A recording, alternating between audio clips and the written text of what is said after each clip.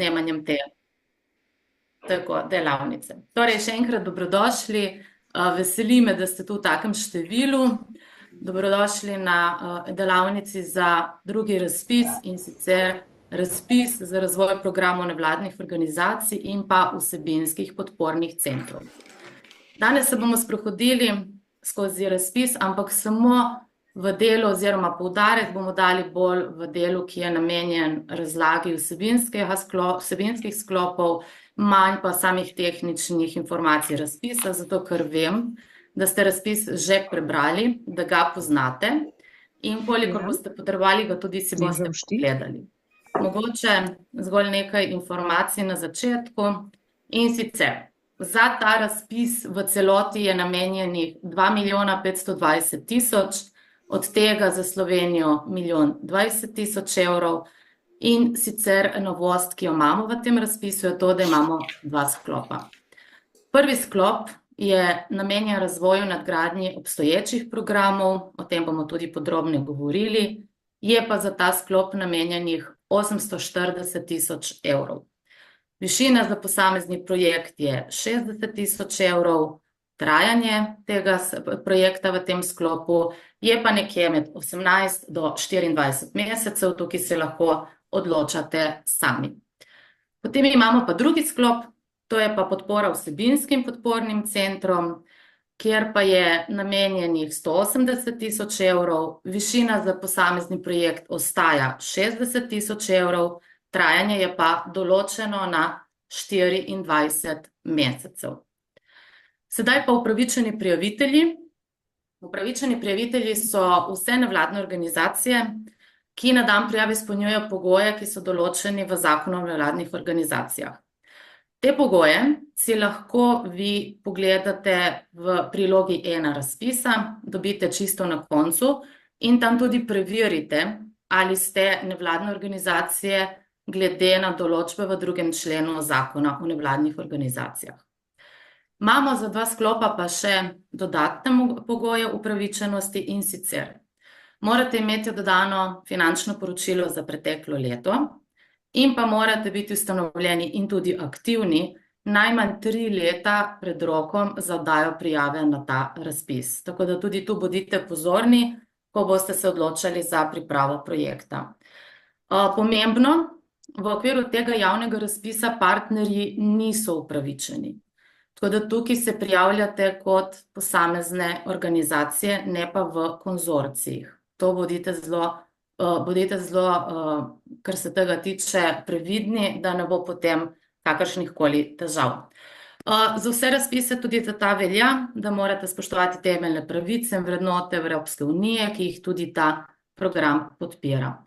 Več o sami upravičenosti je tudi natančno in podrobno navedeno v razpisu, tako da si lahko še potem dodatne določbe in dodatne informacije pogledate v samem razpisu.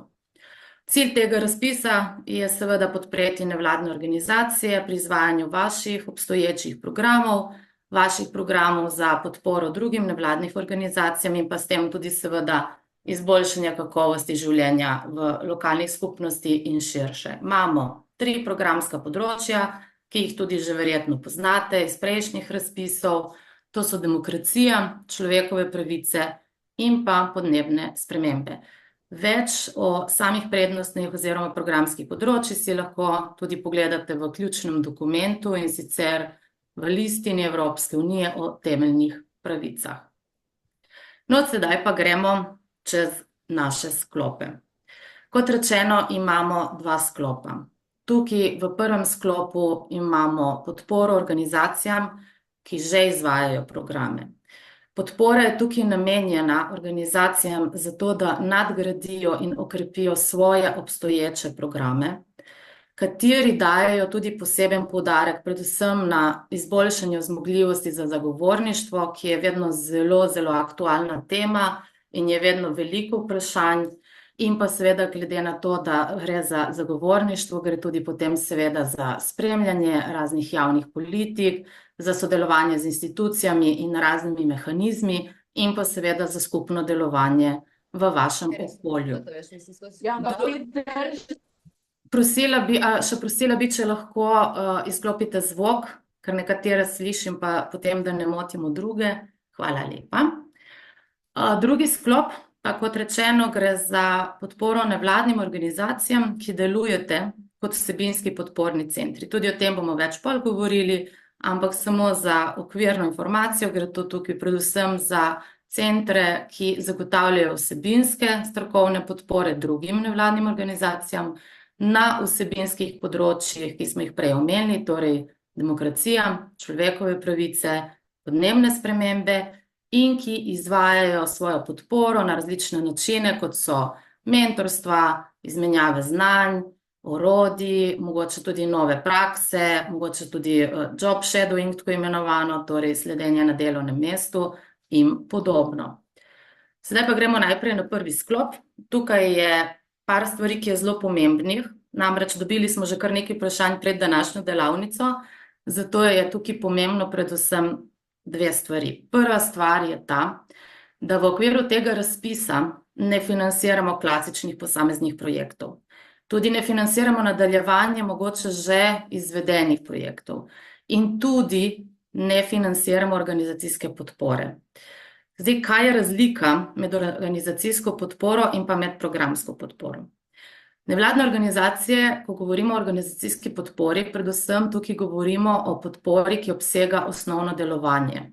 Tukaj govorimo poleg stroškov administracije, dela in zmogljivosti, govorimo tudi o tem, da tukaj ne gre podpora v obliki, da boste vi naredili strateški načrt za vašo organizacijo, da boste vi dobili komunikacijski načrt za vašo organizacijo in da si boste s tem mogoče zagotovili neko stabilnost. Tukaj ne gre za podporo tem aktivnosti.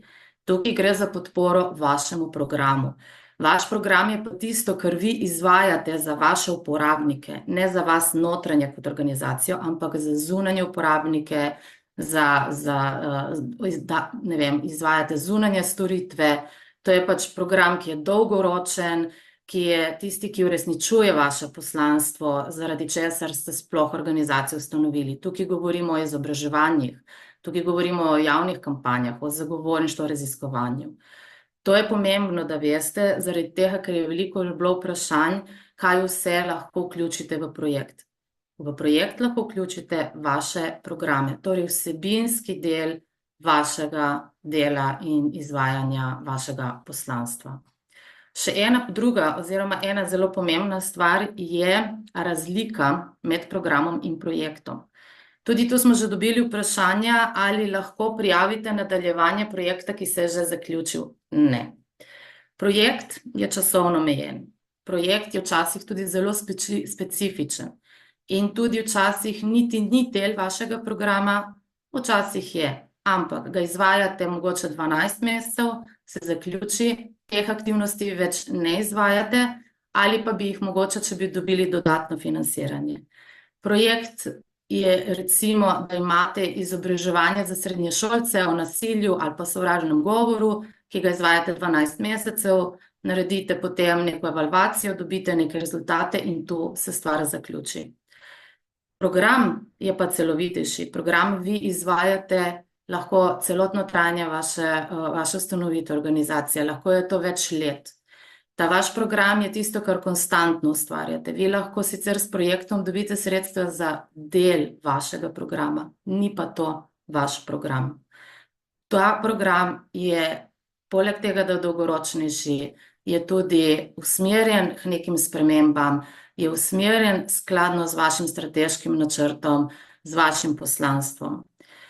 V vašem programu imate več aktivnosti, med drugim se tudi projekt lahko šteje kot ena izmed aktivnosti. Vi načrtujete trajnostno delovanje.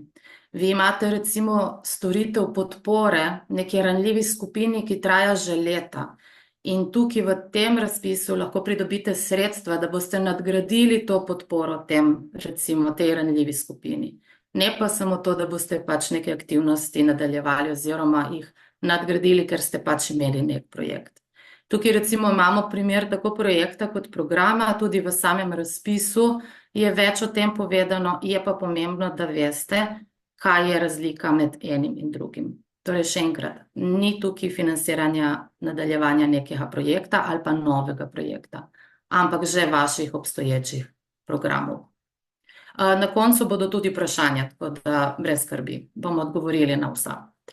Drugi sklop, vsebinski podporni centri. Najprej mogoče razjasnitev, kaj je mišljeno pod vsebinske podporne centre, ker je pač to besedna zveza, ki se tudi prvič pojavlja. V bistvu vsebinski podporni center ste organizacije.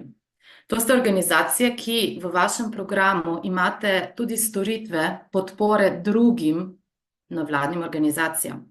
Predvsem v smislu, da mogoče z mentoriranjem pa izobraževanjem pomagate drugim nevladnim organizacijam, da pridejo do nekega poglobljenega znanja, nekega področja, v katerem sicer nimajo možnosti dostopa do neke strokovne podpore. Recimo na področju ekologije lahko vi pomagate z nekim izobraževanjem pa izmenjavo izkušenj, recimo na področju neke kampanje, kako vključiti državljane v proces neke spreminjanja politik. In to je tudi tisto, kar je in bo podprto v tem razpisu. Torej podpora, ki je namenjena vsebini, nekem poglobljenemu znanju organizacijam, ki tega sicer ne bi si mogle privoščiti. Kako to izvajate, to je odvisno seveda od vaših metod dela, lahko je mentoriranje, lahko je izobraževanje, lahko je izmenjava izkušenj, lahko je to, kot sem že omenila, sledenje na delovnem mestu, odvisno, kako vi to izvajate. Pomembno, tudi tukaj ne gre za to, da vi kot podporni center drugim organizacijam izvajate podporo organizacijske podpore. Torej tukaj tudi vi ne pripravljate, ne gre za pripravo strateških načrtov drugim organizacijam ali pa da jim naredite delavnico, kako pisati projekt ali komuniciranje in upravljanje. Ne, tukaj gre za strokovno pomoč, zato da tem organizacije nudite vse znanje, da lahko na nekem vsebinskem programskem področju one tudi delujejo glede na to, kaj si želijo spremeniti oziroma na kaj želijo vplivati. Za oba sklopa je pa skupno, kaj je tisto, kar bomo podprli. Kot rečeno, obstoječe programe, ki so že v teku in že dosegajo rezultate, programe, ki so trajnostni in ki dejansko stremijo k nekim spremembam, podporne centre, ki so vzpostavljeni v okviru organizacij, ki že imajo izkušnje in zmogljivosti, da lahko pomagajo k krepitvi kapacitet manjšim organizacijam ali pa organizacijam, ki si ne morejo privoščiti take podpore. 4 ključna merila, ki so pomembna, ko boste pisali projekt, katera dajte pregledati tudi v razpisu, vedno poglejte merila, ki so v zadnjem delu razpisne dokumentacije in vam bodo pomagali razumeti, kaj je tisto, kar je pomembno. Pomembno je, da so vaši projekti povezani s temeljnimi vrednotami Evropske unije. Važno je, da ste jasni, konkretni, da imate jasne programske osnove, da ni nekaj, kar se boste zdaj lotili ali pa neka ideja, ki jo boste sedaj dobili, ampak to, kar že imate, vam je jasno, veste, kaj delate, veste, kaj želite, bi pa želeli to nadgraditi. Seveda je ključno merilo dokazani rezultati na enem izmed ključnih vsebinskih področij. Pri rezultatih bomo še o tem govorili, ko jih boste zastavili, tudi razmišljate, kako jih boste dokazali, in pa seveda poudarek na merljivih spremembah, ne zgolj aktivnosti. Ni dovolj, da boste rekli, da ste imeli 20 ljudi na delavnici, ne vemo pa, kakšna sprememba ta delavnica je imela. Torej, tukaj morate potem tudi razmišljati o merljivosti vaših rezultatov in sprememb, ki ste jih z njimi dosegli ali pa želite doseči. Kakšne projekte si želimo oziroma kaj pričakujemo? Same aktivnosti, ki so upravičene za oba sklopa, najdete v razpisni dokumentaciji. Kaj je pa tisto, kar pri obeh sklopih želimo, je to, da gre za nadgradnje, za izboljšanje metodologije, ki jih mogoče že uporabljate. Mogoče boste digitalizirali vaša orodja, mogoče boste dobili ideje za kampanje, ki jih sicer izvajate, ampak boste zdaj lahko s temi sredstvi nadgradili te kampanje na neke nove načine in s tem povečali obseg in doseg vaše kampanje. Da greste geografsko ali pa tematsko širše od tega, kar sedaj dejansko izvajate, s tem, da je težava bila prej, ker ni bilo sredstev, ta sredstva vam omogočajo, da širite vaš doseg. Pomembno je, da čim več vključujete državljane in deležnike v vaše programe. Širši bo obseg, širši bo domet, ki ga boste imeli s programom, seveda večje bodo spremembe. Pomembno je, da tako državljani kot deležniki, ki so vključeni v vaše programe, pa tudi uporabniki raznih storitev, da so ozaveščeni, da so opolnomočeni, da vam lahko tudi pomagajo širiti potem vse ideje in vse spremembe, ki si jih želite doseči. Dajte kombinirati čim več vaših orodij, ki jih imate. Lahko gre za izobraževanja, za zagovorništvo, za spremljanje. Tukaj imate možnost, da vkolikor sedaj ste lahko izvajali samo eno orodje, kot je izobraževanje, zato da ste dosegli in zato da ste lahko svojim uporabnikom storitve zagotovili, sedaj lahko to kombinirate, bodite inovativni, tukaj možnosti je ogromno. In predvsem, kaj je pomembno, želimo si, da vam pomagamo, da vzpostavite neke trajnostne modele delovanja. To pomeni, da želimo si, da sredstvi, ki so vam na voljo, da mogoče si zagotovite nek trajnostni model, ki vam bo pomagal tudi potem, ko dejansko sredstva bodo pošla oziroma ko bo vaš projekt zaključen. Zelo pomembno, tako kot prejšnjih, tudi v tem razpisu imamo horizontalni načeli. Tu sta seveda vključenost načela enakosti spolov in pa vključevanje mladih. Ko razmišljate o vašem projektu, ko razmišljate o nadgradnji vaših programov, dajte vedno imeti v mislih, da je potrebno posebno pozornost seveda nameniti horizontalnim načelom. Podrobno primere, kako lahko to naredite, najdete v razpisni dokumentaciji. Če so vprašanja, pa lahko še posebej potem pogledamo. Sedaj pa vprašaj rezultate. Razpredelnico z rezultati, kazalniki in pa podrobnejšimi opredelitvami imate v razpisni dokumentaciji, tako da tukaj ne bomo šli čez vse. Je pa pomembno vedeti, da za sklop 1 imate na voljo 3 rezultate.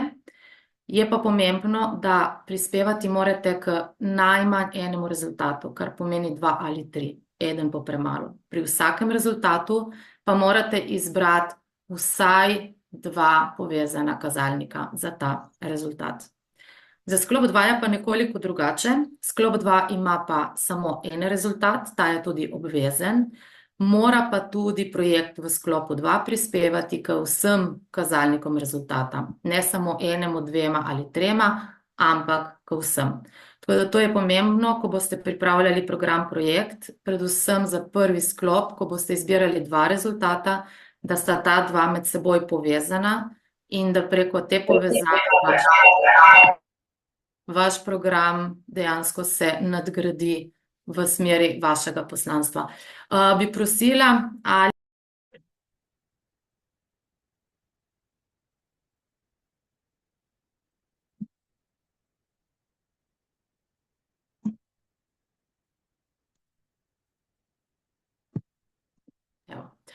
takole. Kot rečeno, tukaj imate navedene vse 3 rezultate za sklop 1, tudi navedene kazalnike. Ne bomo šli čez vsakega, da ne bomo tu predolgi, več časa bomo namenili vprašanjem, tako da to si poglejte. Hkrati pa v delavnici za prvi razpis sem še posebej podrobno šla čez vse 3 rezultate, predvsem kako se ga lotiti, kaj je tisto, kar je pomembno, kakšna je logika teh rezultatov zadaj. Lahko si tam to še pogledate, tako da ne bomo tu se preveč ustavljali. Mogoče bomo se pa ustavili malo dlje časa pri sklopu 2 in sicer pri rezultatu za izboljšanje zmogljivosti in trajnostno delovanje nevladnih organizacij.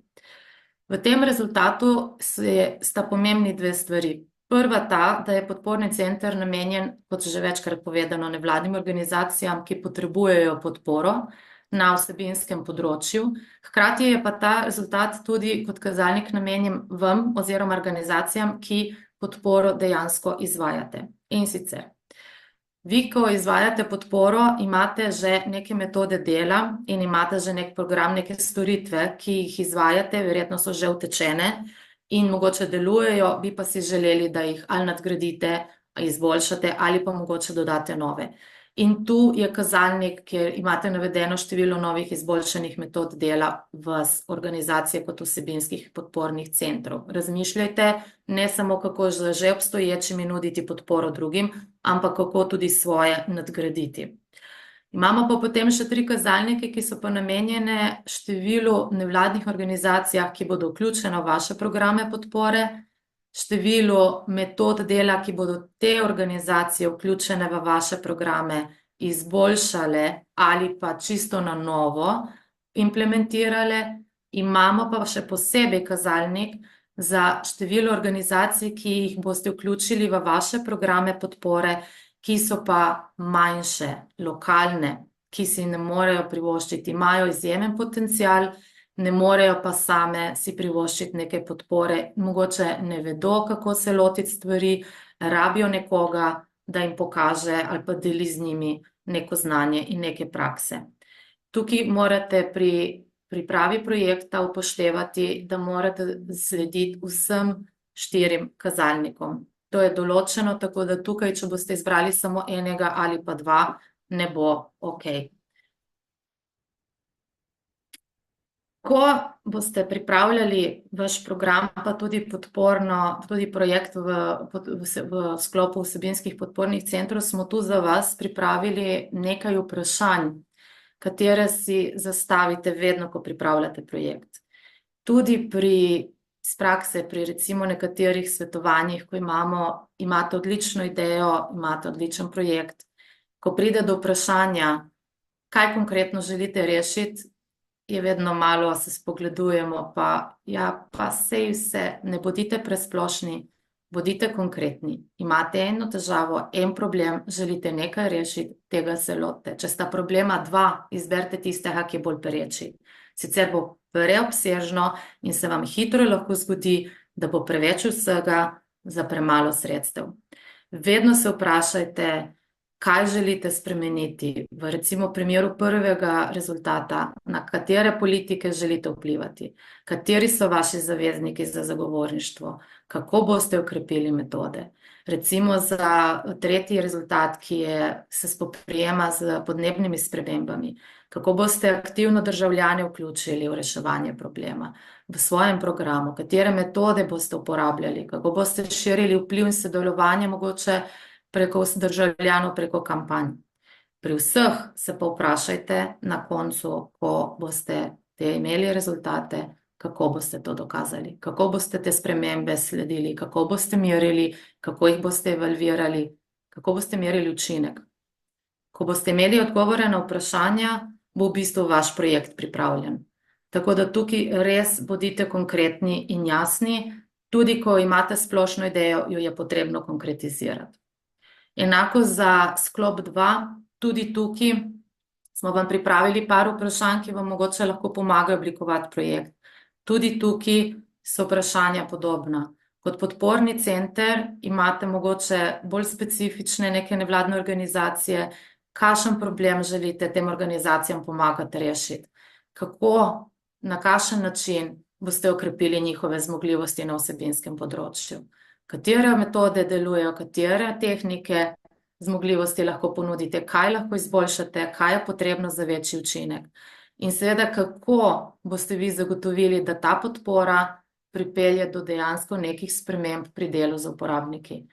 Ni dovolj samo to, da vi izvedete neko izobraževanje za nevladne organizacije na področju podnebnih sprememb, pa jim pomagate oziroma delite z njimi, recimo, kako pripraviti zagovorniško kampanjo in vključiti ljudi, in potem se ta kampanja ne zgodi. Tukaj dajte razmisliti, na kakšen način, s kakšnimi metodami boste vi izvajali podporo, da bodo te organizacije, ko bo ta podpora zaključena, tudi to podporo dejansko uporabljala. Ko boste ta vprašanja odgovorili, tudi tu se hitro potem projekt sestavi skupaj in je konkreten, jasen in seveda potem lažje merljiv in dokazljiv na koncu pri rezultatih in učinkih. Zakaj to toliko poudarjam, bom še enkrat povedala, ko pridemo do finančnega dela. Trajanje programa je različno za sklop 1 in sklop 2. Za sklop 1, kot že povedano, govorimo o trajanju med 18 pa 24 mesecev, za sklop 2 24 mesecev. Predviden datum začetka vaših projektov, glede na proces prijave in ocenjevanja, je nekje 1. november. Seveda lahko tudi kasneje, ne priporočamo prej, ampak to je nekje tak predviden datum, seveda se na koncu vi odločite. Finančne določbe, tukaj smo pri financah. Prvi del smo že povedali, koliko je na voljo in koliko imamo za sklop 1 in sklop 2. Tudi finančna podpora za posamezni projekt je določen, torej 60 tisoč evrov, ne manj, ne več.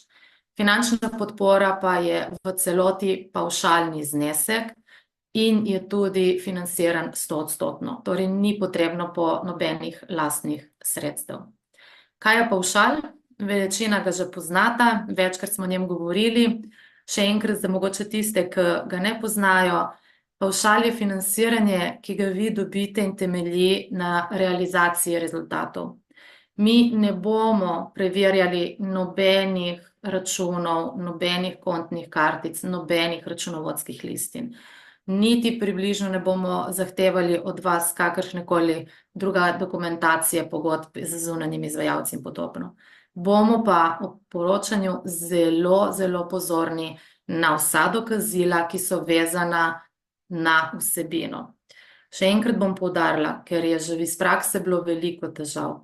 Ko pišete projekt, ko imate vse napisano, razmislite, ali že tekom pisanja projekta, kako boste dokazali, kar ste obljubili, kako boste zbirali dokazila. Če vam bodo dokazila manjkala, če ne boste imeli vsega, zato da boste dokazali, da ste dosegli rezultat, lahko se zgodi, da pride tudi do finančnih korekcij.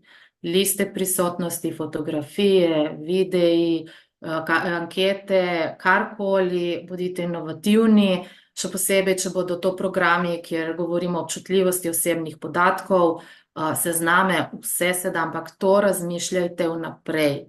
Velikokrat se zgodi, da je že projekt odobren, potem pa je vprašanje, kako naj to dokažemo.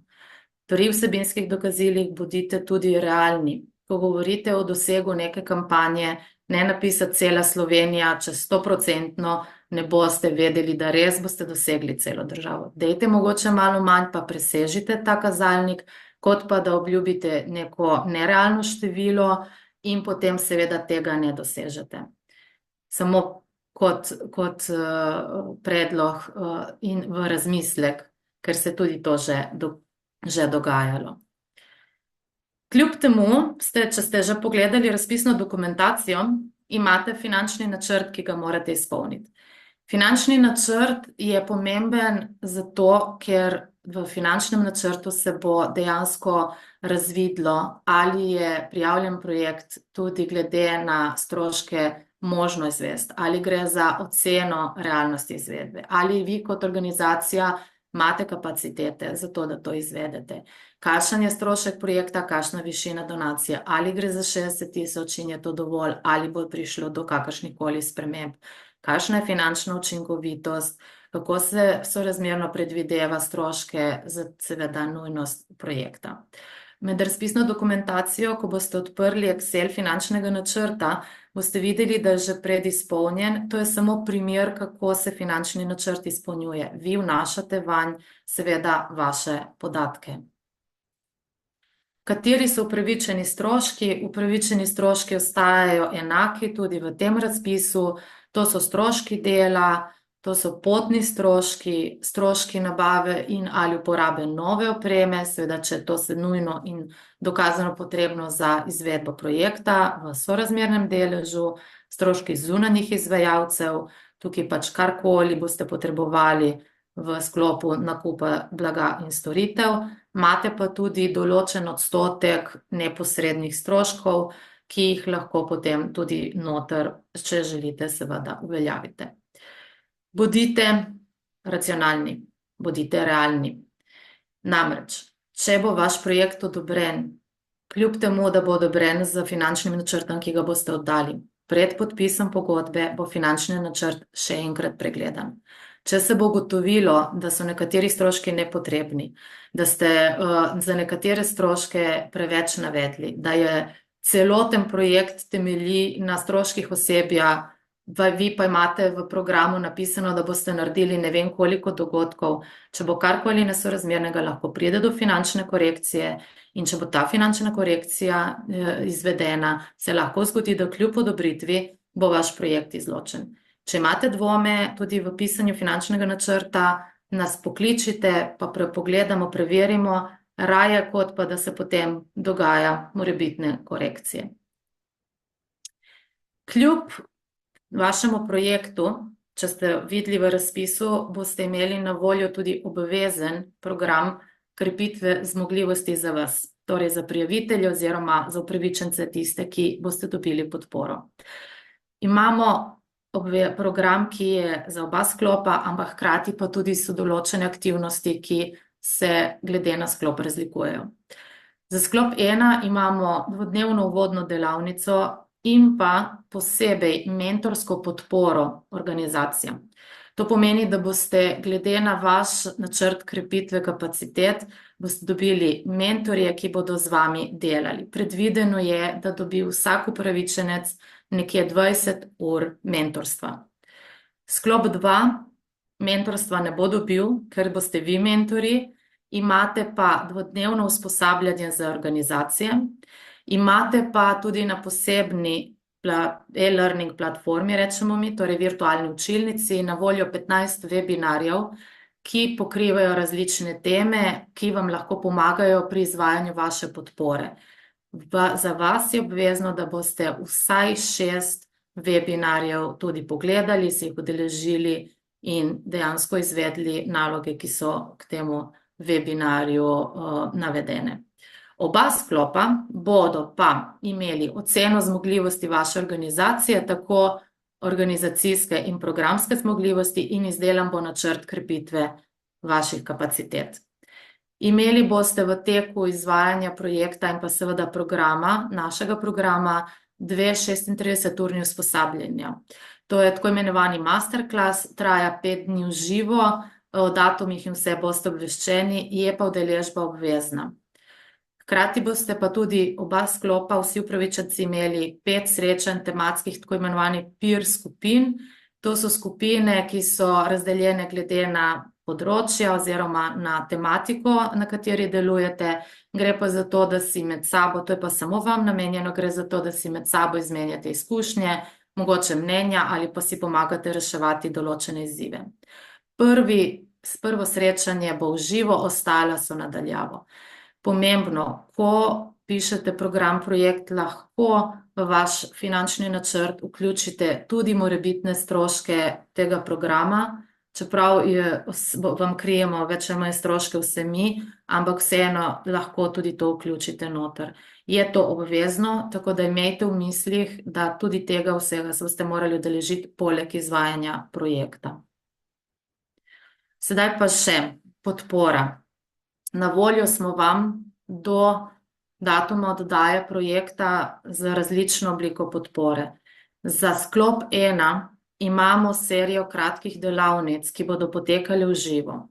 Te delavnice so v 5 različnih krajih in pokrivajo Maribor, Štajersko, Novo mesto, Dolenjsko, Postojna, Notranjska, Škofja Loka, Gorenjska in pa Grgar, to je pa Goriška regija. Te delavnice so vse na naši spletni strani in tudi tam najdete prijave. Dajte se prijaviti, dajte se udeležiti najbližje delavnici v vašem najbližjem kraju, ker tam bomo imeli možnost, da o vaših idejah poklepetamo, predebatiramo, jih razvijamo in odgovorimo na vprašanja, ki mogoče jih imate, pa na katera nimate odgovorov ali pa jih mogoče ne najdete v sami dokumentaciji. Ne bomo pa na teh delavnicah pisali projektne prijave in tudi sodelovanje na delavnici ne vpliva na odločitev o izboru projektov. Kljub temu vseeno toplo vabljeni, ker pri sklopu 1 ni individualnih svetovanj. Za sklop 2 so individualna svetovanja.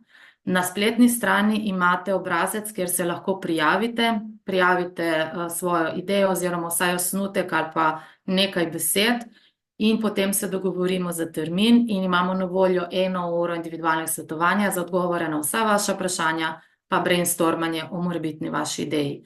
Na voljo je 15 svetovanj, vkolikor se bo seveda potem pokazalo večji interes, lahko tudi presežemo število.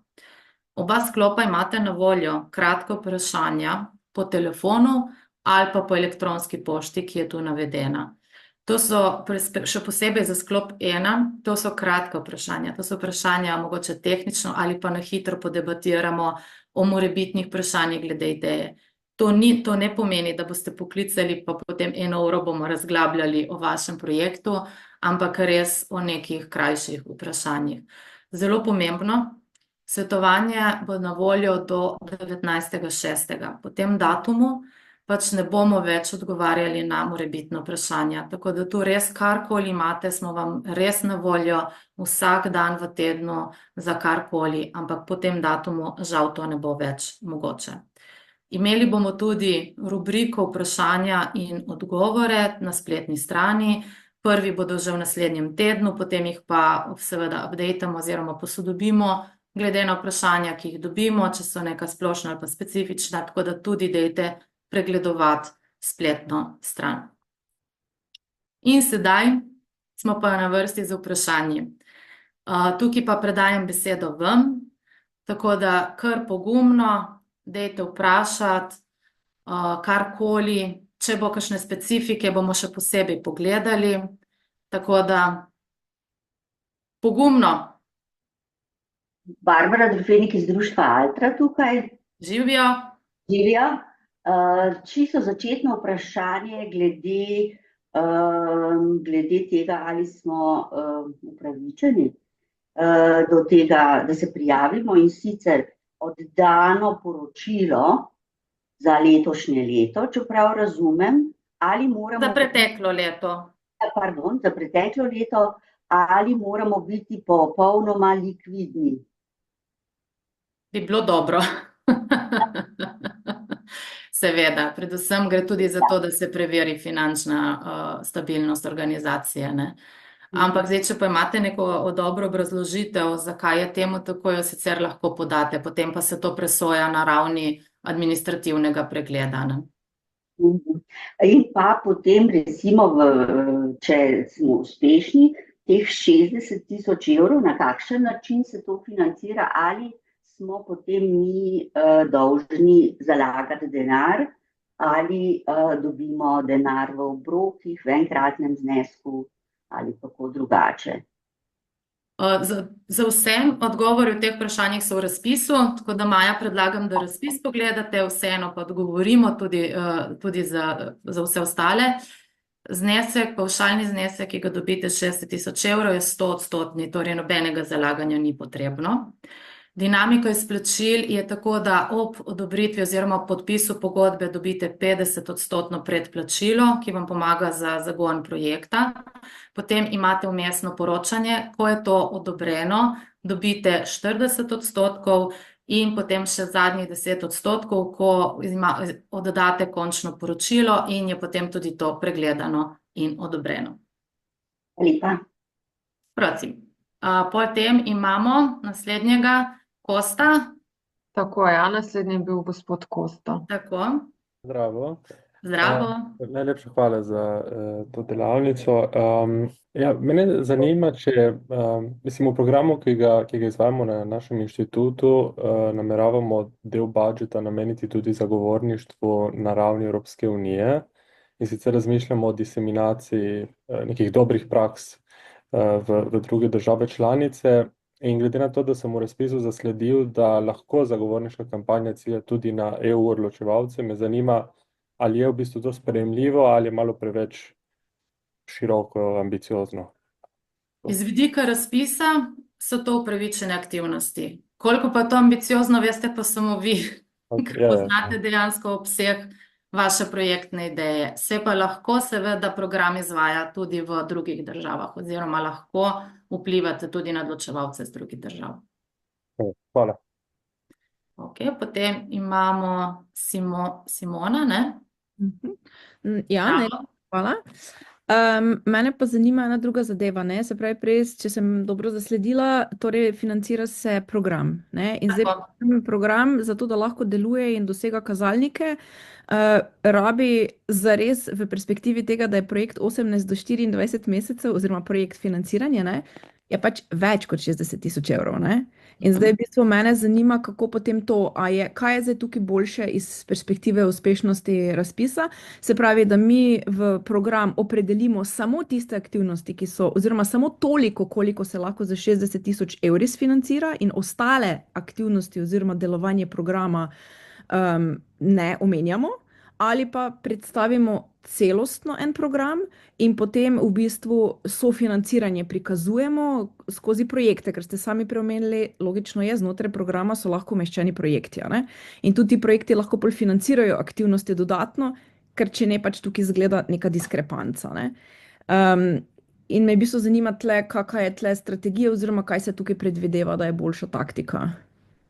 Zdaj, v bistvu, tako kot sem prej že, ko smo šli čez vprašanja pri samih rezultatih pa kazalnikih, tukaj predlagam, da glede na to, da veliko vas je, sploh tisti, ki dlje časa delujete, da imate programe seveda, ki so obsežnejši od tega, kar lahko 60 000 evrov pokriva, da se mogoče osredotočite na tisti del programa, ki pokriva oziroma pač dejansko, recimo, da je usmerjen v neko problematiko, ki je v sklopu tega programa mogoče za vas pomembna, pa ne tudi financirana. V tem primeru vi v samem predlogu, to je sicer potem vaša odločitev, lahko tudi opišete celovit program vaše organizacije kot poslanstvo in izpostavite tisti del programa, ki ga želite, da se sofinancira. Morate pa paziti, da vkolikor imate program širši in ga financirate iz različnih projektov, da ne pride do dvojnega financiranja, ker to bi pa potem dejansko bila težava. Tako da, Simona, v bistvu,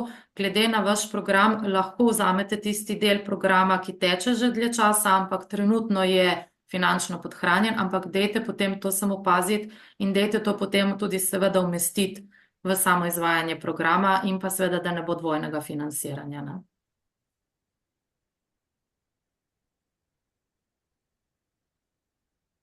Ok, potem imamo Katarina. Upam, da grem po vrsti. Ja, živijo. Živijo. Jaz imam vprašanje v zvezi s tem, ali lahko mi program, ki še ne obstaja kot formalen program v organizaciji, mi smo razmišljali o tem, da bi pač razvijali zagovorništvo kot samostojen program in bi vključeval aktivnosti, ki jih zdaj izvajamo v okviru posameznih programov na migracijah, na prostovoljstvu, v ambulanti in tako naprej. In so včasih financirani z drugimi projekti, včasih niso z ničemer, ampak da bi to sistematizirali in okrepili v enem programu. Ali bi bil to potem upravičen projekt za ta razpis? Torej, čeprav razumem, govorimo o različnih aktivnostih iz različnih projektov, ki bi jih zdaj dali v en program. Tako. Načeloma je zdaj to zelo na meji, ker namreč tukaj res govorimo o tem, da organizacijam pomagamo podpreti tiste programe, ki jih oni izvajajo, pa ne dobijo sredstev za to, da jih izvajajo naprej. Ne pa neke nove projektne ideje, ker to je lahko tudi projekt, ne? Ne se glih tem je, kaj, da mi bi radi to pač bolj sistemsko in programsko zapeljali, ker zdaj je tako, ali so sredstva, ali niso sredstva, ali imamo kapacitete, glede na to izvajamo, ne? Ali pa včasih tudi, če ni sredstev, in nismo imeli do zdaj možnosti, da bi to bolj sistematično izvajali. In še dolgokrat mišljamo o tem, da bi imeli pač program zagovorništva, ki bi povezoval tudi vse druge vsebinske programe znotraj organizacije. Saj pravim, ravno to je tako na meji.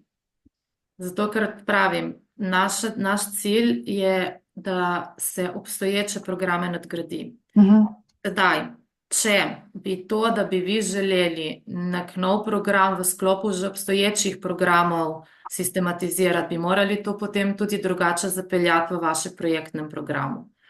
In tukaj bi bilo treba iti bolj v specifike in malo več informacij vedeti. Dejansko zato, da bi zdaj lahko rekla, ok, to se da narediti, to ne, zato ker ne poznamo vsebine prej teh recimo razkropljenih aktivnosti.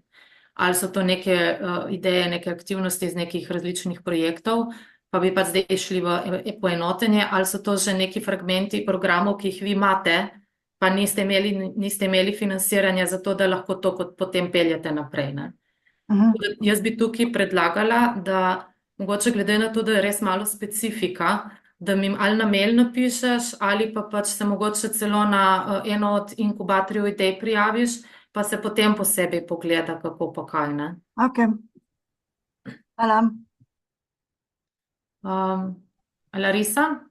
Ja, hvala, Emilija, za vsa pojasnila. Jaz imam dva vprašanja, zelo kratka. Če govorimo o vključevanju državljanov, naš program se izvaja že več kot 3 leta in mi imamo ranljive skupine, ali te migrante spadajo v vključevanje državljanov. Torej, moje Tudi. vprašanje je enako, če so te ranljive skupine, ženske migrante, begunce spadajo pod to, kar naš program se dolgoročno izvaja. In glede na to, da z vami smo začeli, sicer mi smo ga že izvajali, ampak z vami smo začeli finančno, podporo prvo smo dobili in je bilo takrat obvezno, da si zaposlen, pa da si 6 mesecev zaposlen na zavodu oziroma v nevladni organizaciji. Glede na finančni načrt, stroške dela, administracijo in vse, ali je tukaj pogoj, da nekdo more biti zaposlen na zavodu, ali lahko izvajamo mi kot zunajni izvajalci oziroma s svojim SP-jem. To je tako. Prvo vprašanje, absolutno ranljive skupine seveda so vključene v programe, so upravičene, seveda jih vključite in dajte za njih poskrbeti, in če je to pač program, ki ima storitve za njih, absolutno ja. Drugo, ne, ni pogoj, da so zaposleni v organizaciji. V prijavnici boste sicer dobili navedbe zaposlenih, ti so pa lahko tudi na SP. Tukaj gre samo za preveritev, da organizacija ima kapacitete za izvajanje. Vi še vedno lahko pol zaposlite glede na stroške osebja, ki ga imate. Tudi lahko je SP, lahko je avtorska, lahko je podjemna.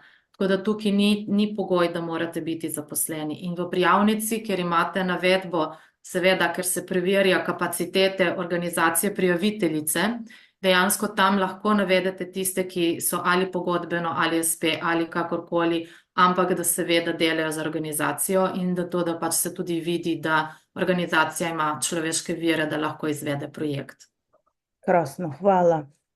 Prosim, Mihaela? Hvala lepa. Zdravo, zdravo. Eno vprašanje imam, ki se nanaša na zagovorništvo na ravni EU in sicer na evropskih direktivah, ki je, mogoče bi tako povedala, pri Evropski komisiji smo prepoznani deležniki, že na 2 področjih zagovorništva bili, ko so nas povabili k sodelovanju in smo uspeli recimo v letih 2010-2012 je bila potem implementacija do 2014, ker je pristopila tudi Slovenija. Delovali smo v okviru naše mreže, varujejo naše zdravje. Vprašanje pa je zdaj na enem področju, pa se nikamor ne premakne, kar čaka Evropa in kar tudi mi čakamo, in tu bi lahko vplivali.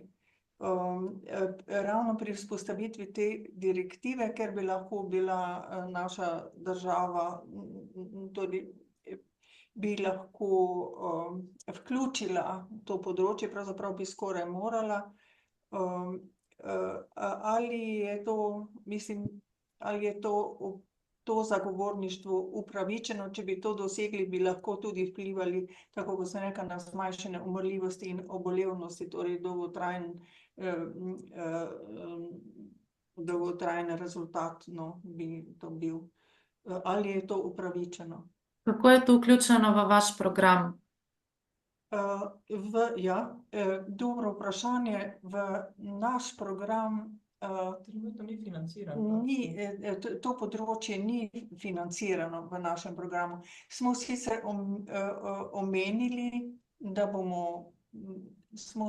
omenili, v enem stavku, da bomo pomagali, ko bomo lahko, ko bo prišlo do tega, ampak ni pa razčlenjen program, absolutno ne, ker temu ni denar namenjen. ministrstva, ki nas financira. Torej, Sicer ne zagovorništvo. zdaj tako, glede na, jaz ne poznam zdaj vašega programa delovanja, ki ga vi že več let izvajate, Ja. ampak tako kot ste opisali, je to bolj kot primer za programsko nadgradnjo, je to projekt, ki bi lahko šel na hitre odzive, ker gre za vplivanje na neko direktivo, ki je potrebna sedaj, ali pa mogoče na nek klasični projekt, kjer rabite vi sredstva za to, da sedaj nekaj na novo naredite zagovorniškega, da vplivate na specifiko in ko boste enkrat vplivali, je potem v bistvu to gre samo še za spremljanje pač dejansko, kaj se s tem dogaja. Tako da tako kot opisano, bi to bil bolj klasični projekt ali pa mogoče za hiter odziv, kot pa dejansko za program. Ker tukaj, ko govorimo o programih, govorimo o aktivnostih, ki jih izvajate že leta, ne pa nekaj, kar je pa zdaj ta trenutek prišlo do tega, da bi morali odreagirati ali pa da bi pač sedaj lahko odreagirali, ne. Tako dajte mogoče razmisliti v to smer, kako to vpliva, kaj to ta program, ne. Kolegica vpraša, ni čisto tak. Ni Mihaela mogoče dovolj dobro razložila. Gre se za to, da v bistvu je to ena politika, kjer mi sodelujemo takrat, ko nas nujno pokličejo. Ampak ta politika traja že dlje časa, ni pa financiran sklop, ker prej ste govorili, če je ena stvar, ki je podhranjena, ne. Se pravi, mi imamo... Programa, tako. Ja, samo ni, kako naj rečem. Recimo, če imam jabolka, imam 10 vrst različnih jabolk, pa vse so jabolka. Se pravi, tu je vse to področje, ne, in mi recimo samo eno jabolko dobimo podprto, kar pomeni recimo sestanki so plačani. Ni pa plačano vso to prostovoljno delo, ki se zadaj izvaja in pač takrat, ko so financne, se lahko to izvede do konca. Ko jih pa ni, pa je pač samo eno jabolko 10 rešeno. Dolgotrajen proces je to. Razumem.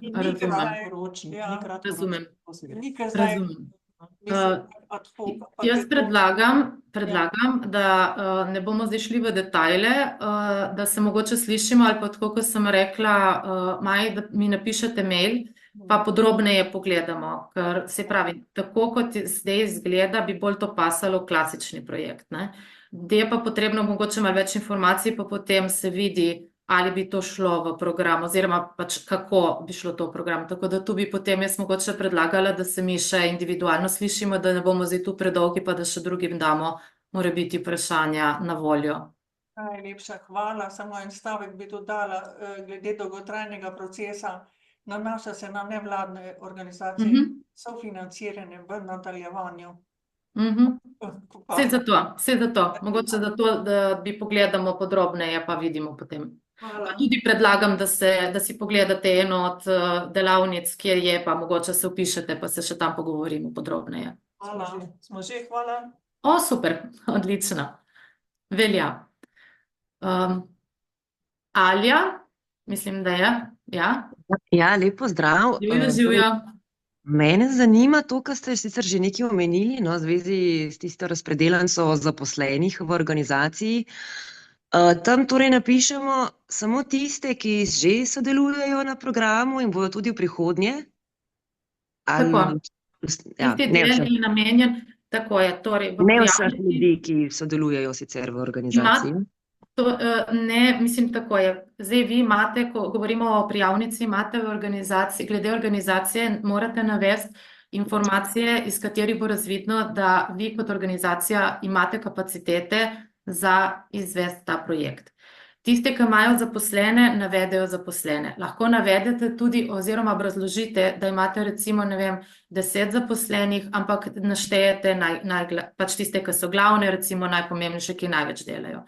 Če imate zunanje izvajalce ali pa SP ali pa pogodbe, karkoli, vi lahko tudi navedete, da jih imate, ne vem, 10, lahko pa date 5-6 njih. Ni potrebno, da zdaj 20 ljudi noter navajate, ne. Je pa pomembno, da je razvidno, katere so tiste osebe, ki izvajajo, ki delajo v organizaciji, ki potem tudi pri katerih potem tudi vi navedete, kakšne so njihove vloge, naloge, kapacitete, zato da dokažete, da vi imate vse potrebno za to, da lahko izvedete ta program. In torej kakšnega, ki bi pa pač na novo delal pri tem programu? To pa date v projektni tim. Imate v prijavnici tudi razdelek, kjer imate projektno ekipo, Tam date lahko osebe, ki že delajo v organizaciji, lahko pa date tudi morebitne nove osebe, ki jih pa nameravate vključiti v izvajanje programa v primeru odobritve. To pa potem date v razdelek projektnega tima, tiste, ki bodo delali na tem. Ok, pa še nekaj me zanima, ker ste prej omenjali, da je možno tudi prijaviti aktivnosti v tujini. Če sem prav razumela, me zanima, na katere države se to nanaša, pa do koliko. Piše v razpisu, da se EU, lahko EU. aktivnosti izvajajo v državah članicah EU. Imate navedeno, vseeno pa vsem predlagam, vkolikor greste v to smer, razmislite, če bo to res tisto, kar potrebujete in da ne bo potem na koncu preveč, ne? Ok, hvala. Prosim. Imamo še koga? Je še kdo? Če imate še kakršnokoli vprašanje?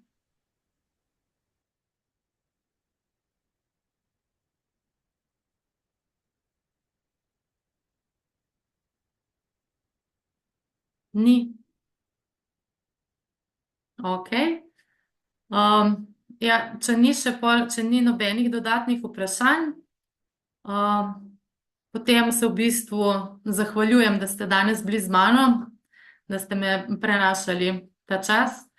Hvala vam za udeležbo, hvala vam za vprašanja.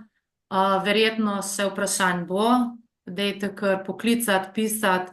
Še enkrat, da imamo individualna svetovanja, dajte se vpisati na inkubatorje idej, tako da še tam lahko potem razdelamo stvari in pogumno. Ni tako grozno, kot zgleda. Kosta? Ne, samo ploskam. Aplavz je dobila Mija. Hvala za vse informacije. Ja, očala pa pol pač človek slabše vidijo, ne? Hvala še enkrat vsem, želim vam res lep dan, pogumno naprej. Možnosti je, financiranje je, tako da dajte razmisliti in če so vprašanja, smo tu. Hvala, Emilija. Najlepša hvala.